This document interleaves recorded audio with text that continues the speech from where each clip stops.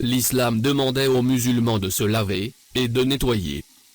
Lors de la sortie d'urine ou de matière fécale, le lieu de sortie doit être nettoyé avec l'eau, puis ablution pour la prière. Mais quand le sperme est émis, tout le corps doit être nettoyé. Le musulman peut faire des ablutions avant de laver tout le corps, mais ce n'est pas suffisant quand le sperme est émis. Il y a des versets dans le Saint-Coran qui disent cela, et les hadiths du prophète Muhammad.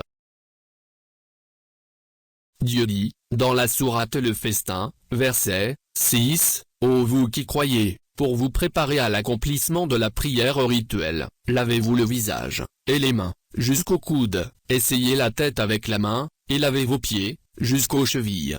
Si vous êtes en état d'impureté majeure, lavez-vous tous le corps. » Le hadith il narra par Ali, il dit, Ali, j'interrogeai le prophète à propos, le prééjaculatoire. Il répondit, pour le liquide prééjaculatoire, l'ablution, pour le sperme, a besoin du bain. Il y a des informations qui disent, lorsqu'une personne sort du sperme, et ne prend pas de bain, et fait mal à sa santé.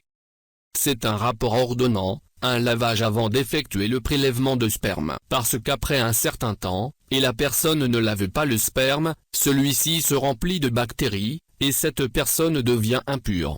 Une odeur nauséabonde sort de lui, et tout cela n'est pas acceptable dans l'islam, et sa prière est comme s'il n'avait pas prié.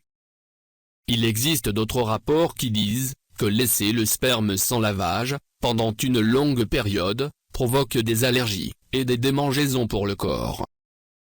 Quelqu'un pourrait dire, que cette allergie dans le rapport, est pour le rapport sexuel. C'est vrai, mais même celui qui a des rapports sexuels avec sa femme, doit laver tout son corps, lui, et sa femme, pour se débarrasser de tous ses problèmes.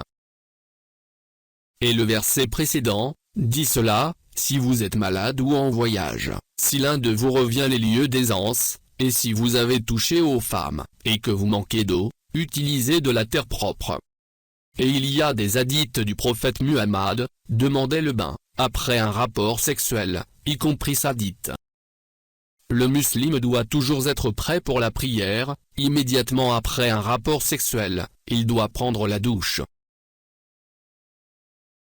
Une autre chose très importante, les hadiths du messager que nous publions, ce sont des hadiths authentiques, du prophète, et nous ne pouvons pas publier des mensonges. Car le prophète Muhammad a dit dans un hadith, et il est très terrifiant, il dit, qui m'a délibérément menti, c'est-à-dire, publier un discours qu'il n'a pas dit, à un siège dans le feu.